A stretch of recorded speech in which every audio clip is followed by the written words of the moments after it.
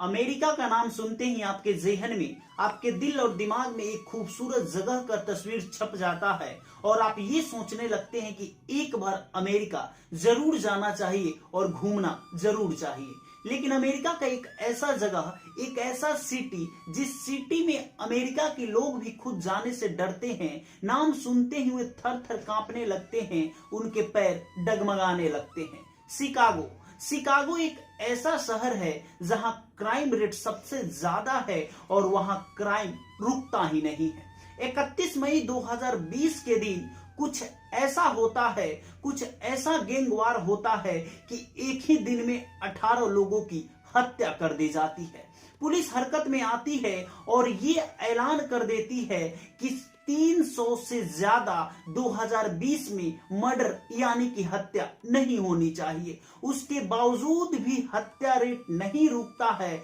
और उसी साल जितना आंकड़ा पुलिस दिया हुआ था उससे 2 गुना ज्यादा आंकड़ा पार हो जाता है और 720 लोगों को मौत के घाट उतार दिया जाता है वर्ष 2020 में। इटली की जितनी जनसंख्या है उससे आधी जनसंख्या शिकागो शहर की है और उस वर्ष यानी कि 2020 में इटली में 271 हत्या को अंजाम दिया गया था और वहीं शिकागो में 769 हत्या को अंजाम दिया गया था। आखिर क्यों हत्या पे हत्या किया जा रहा है शिकागो शहर में? लाख कोशिश करने के बावजूद भी अमेरिका सरकार क्यों नाकाम हो जा रही है और शिकागो में क्राइम रेट घट ही नहीं रहा है? अमेरिका के शिकागो शहर के इतिहास ढूंढने की मैंने कोशिश किया, बहुत सारे आर्टिकल पढ़ा तो लगा कि अमेरिका में जो ये हत्या को बार बार अंजाम दिया जाता है शिकागो शहर में, उससे जुड़ी हुई कुछ प्रीवियस हिस्ट्री है, जो पुरानी इतिहास है, जिसे नजरअंदाज करके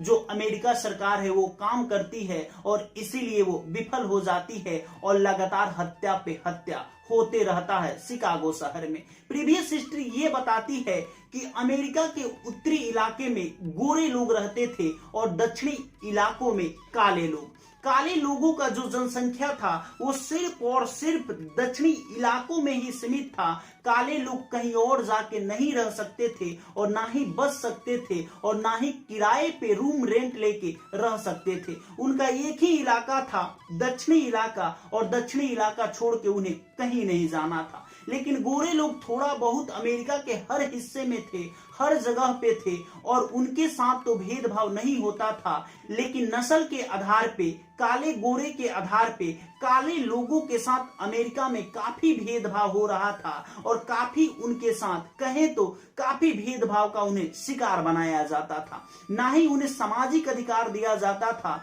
ना ही उन्हें ट्रांसपोर्ट में अधिकार दिया जाता था, ना ही उन्हें हॉस्पिटल में जाने दिया जाता था। उन्हें मूलभूत आवश्यकता की पूर्ति पे भी या कहें तो भेदभाव का उन्हें शिकार बना दिया गया था। उनके साथ इतना भेदभाव किया जाता था कि वो अपनी मूलभूत आवश्यकता की पूर्ति भी नहीं कर पा रहे थे। उनका तबीयत खराब हो जाता था तो घर में ही उपचार करके मौत के नींद सो जाते थे, लेकिन उन्हें हॉस्पिटल में भी जाने तक की आजादी नहीं थी। वो काफी भेदभाव के शिकार होते रहे तो उन्हें लगा कि अब अपने अधिकारों की लड़ाई बंदूक उठा के लेना पड़ेगा, हिंसा की दुनिया में कदम रख के लेना पड़ेगा। और धीरे धीरे ये हुआ कि काले रंग वाले इलाके में काफी ज्यादा हिंसा बढ़ने लगा। वो अपने अधिकारों के लिए बंदूक के दम पे अधिकार लेने लगे और क्राइम की दुनिया में कदम रखना ही वो बेहतर समझने लगे। जब काफी ज्यादा अफरा तफरी का माहौल बन गया अमेरिका में, काफी ज्यादा क्राइम रेट बढ़ गया अमेरिका में, तो अमेरिका सरकार हरकत में आती है और सन 1967 ईस्वी में गोरे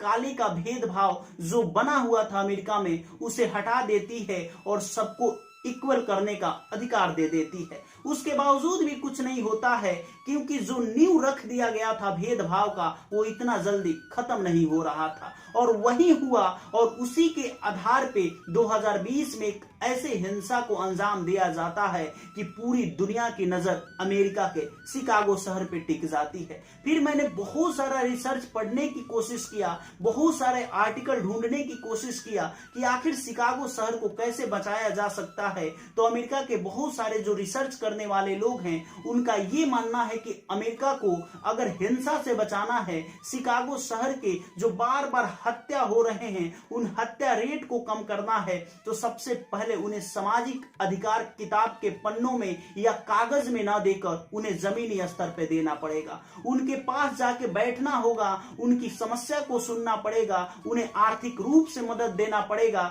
उन्हें आवास देना पड़ेगा, उन्हें मूलभूत आवश्यकताओं की पूर्ति देनी पड़ेगी, तब जाके क्राइम रेट को घटाया जा सकता है। अमेरिका के एक डॉक्टर आर्टिकल लिखते हैं और उस आर्टिकल में वो ये बताते हैं कि हत्या यानी कहें तो अपने अधिकार के लिए बंदूक उठाना ये कैंसर से भी ज्यादा खतरनाक बीमारी है। अगर इसका इलाज सरकार सही टाइम पे सही वक्त पे नहीं करती है तो वो धीरे धीरे बढ़ता जाएगा और एक दिन पूरा अमेरिका यानी कहें तो क्राइम के चपेट में आ जाएगा। छोटे छोटे बच्चे भी बंदूक उठा लेंगे और वो क्राइम करने लगेंगे, क्योंकि उनका अधिकार नहीं दिया जाएगा, उन्हें शिक्षा नहीं दिया जाएगा, उन्हें मनोवैज्ञानिक तौर पे मजबूत नहीं किया जाएगा, तो उन्हें ये लगेगा कि बंदूक उठाने में ही हमें भलाई है। अगर अपने अधिकारों के साथ जीना है, अपने अधिकारों की लड़ाई लड़ना है तो बंदूक उठाना ही पड़ेगा। अगर इस पे नजर नहीं दौड़ाती है अमेरिका सरकार कि उनके बच्चों को शिक्षित किया जाए, उनके समाज को शिक्षित किया जाए, उनके मनोवैज्ञानिक तौर तरीके जो सोचने के तरीके हैं उस पे प्रभाव डाला जाए, उसे बदलने की कोशिश किया जाए, अगर नहीं बदला जाएगा,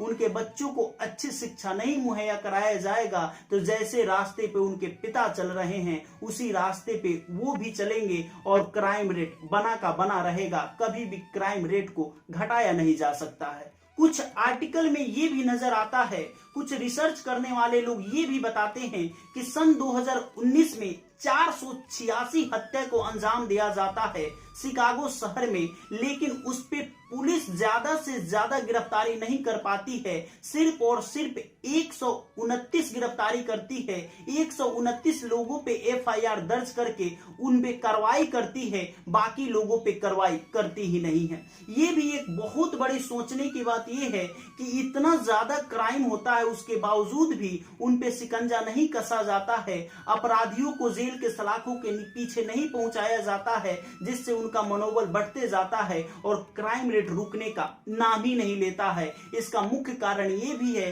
शिकागो शहर में क्राइम बरकरार होने का मुख्य कारण ये भी है। जब तक पुलिस हरकत में नहीं आएगी और जितना क्राइम हो रहा है उस पे 100% गिरफ्तारी नहीं करेगी तो शिकागो शहर को क्राइम से नहीं बचाया जा सकता है। कुछ आर्टिकल में ये भी देखा जा सकता है जिसमें स्पष्ट शब्दों में ये लिखा होता है कि शिकागो शहर में गैंगवार सबसे ज्यादा है और गैंगवार पैदा होने का मुख्य कारण यही है कि पहले इन्हें नस्लीय आधार पे भेदभाव का शिकार बनाया गया, सामाजिक तौर पे समाज में इन्हें हिस्सा नहीं बनाया गया, इनके मूलभूत आवश्यकताओं को हनन किया गया, अधिकारों का हनन किया गया, जिसकी वजह से ये हथियार उठा लिए, गैंग बना लिए और शिकागो शहर में गैंग वार होता है, जिसकी वजह से सिर्फ और सिर्फ गैंग के लोग ही नहीं मरते हैं, आम आदमी भी उसमें शिकार बनाए जाते हैं। और एक गैंग वार तभी रोका जा सकता है जब काले लोगों को नस्लीय आधार पर भेदभाव का नौ शिकार बनाया जाए, उन्हें सामाजिक अधिकार दिया जाए, उन्हें भी समाज का हिस्सा बनाया जाए। इन सभी आर्टिकलों के पढ़ने के बाद यही साबित होता है